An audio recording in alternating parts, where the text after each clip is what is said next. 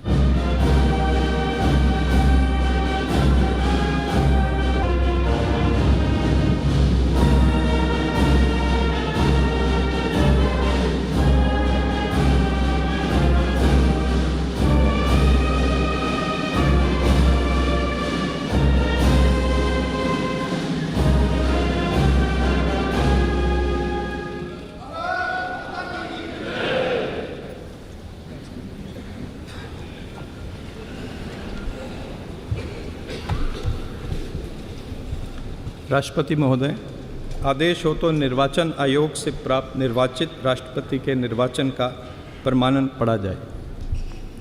यतः भारत के संविधान के अनुच्छेद 324 द्वारा भारत के राष्ट्रपति के पद के निर्वाचन का अधीक्षण, निर्देशन और नियंत्रण भारत निर्वाचन आयोग में निहित है।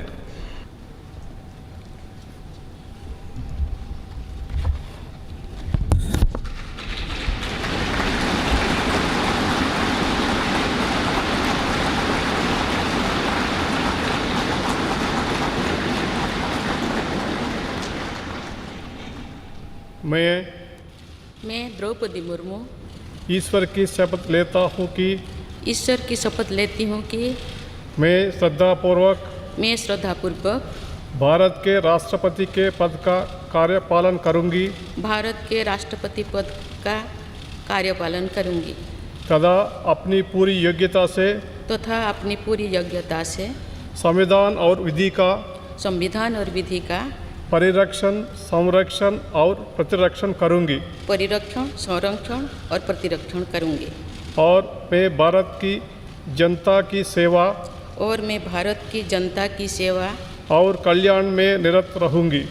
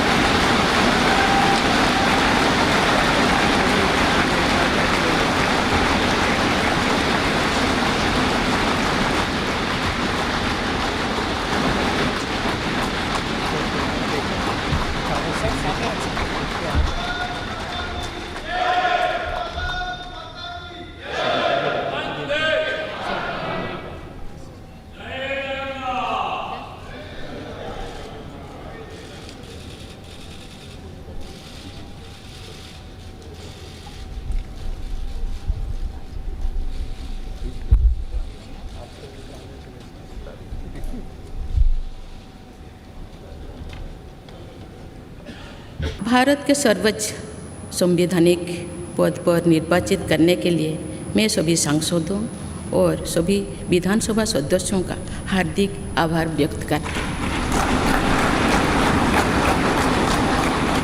आपका मत देश के करोड़ों नागरिकों के विश्वास की अभिव्यक्ति है। मैं भारत के समस्त नागरिकों की आशा, आकांक्षा और अधिकारों की प्रतीक इस पवित्र संसद से सभी देशवासियों का पूरी विनम्रता से अभिनंदन करते हैं।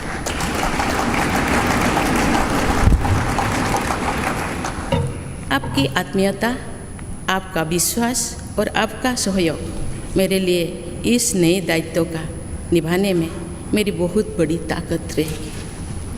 मुझे राष्ट्रपति के रूप में देश ने एक ऐसे महत्वपूर्ण कालखंड में चुना है जब हम अपनी आज़ादी का अमृत महोत्सव मना रहे हैं।